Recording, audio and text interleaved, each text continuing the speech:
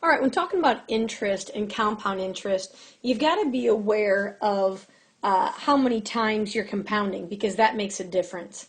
So if you're compounding annually, that means once a year. Semi-annually means twice a year.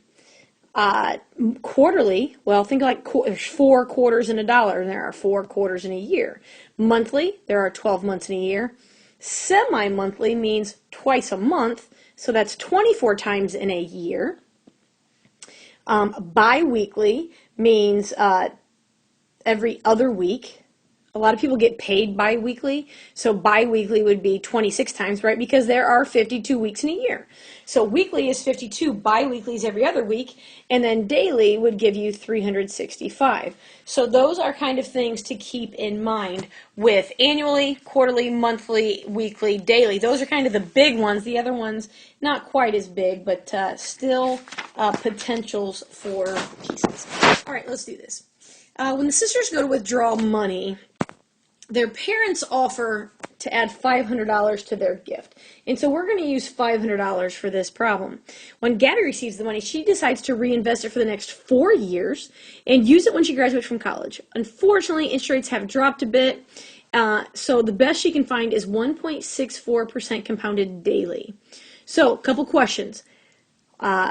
How many times a year, part A, how many times a year will money be compounded? Well, if it's happening daily, there are 365 days in a year, so that's how many times it'll be compounded. What is her principal? Well, I told you we're going to start with $500. That's how much she's investing. So how much will she have when she graduates in 4 years? All right, so let's think back to our compound interest formula, where it's the balance is the principal, 1 plus the rate divided by how many times you're compounding, raised to the number of times you're compounding times how many years. So if we plug in our numbers, our ending balance, our principal is 500, 1 plus the rate, we need to change that to a decimal, so 0.0164 divided by 365 raised to the 365 times 4 power. Now, you'll want to be careful, depending on how you're putting this in the calculator, if you have to use the caret button, you do want to use parentheses. And depending on your calculator, you might be able to type this in all at the same time.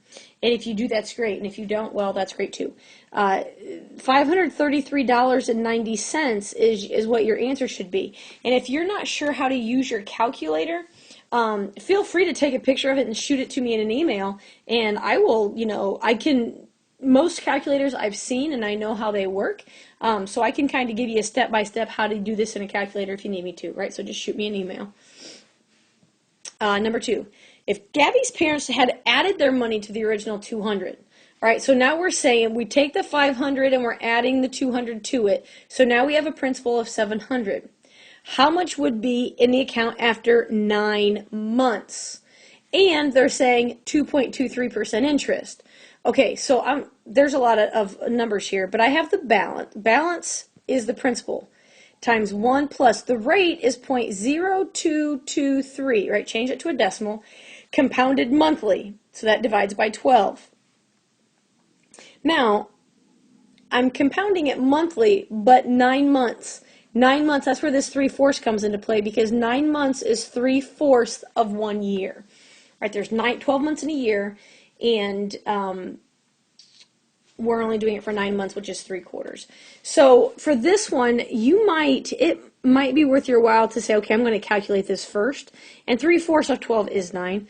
So you can actually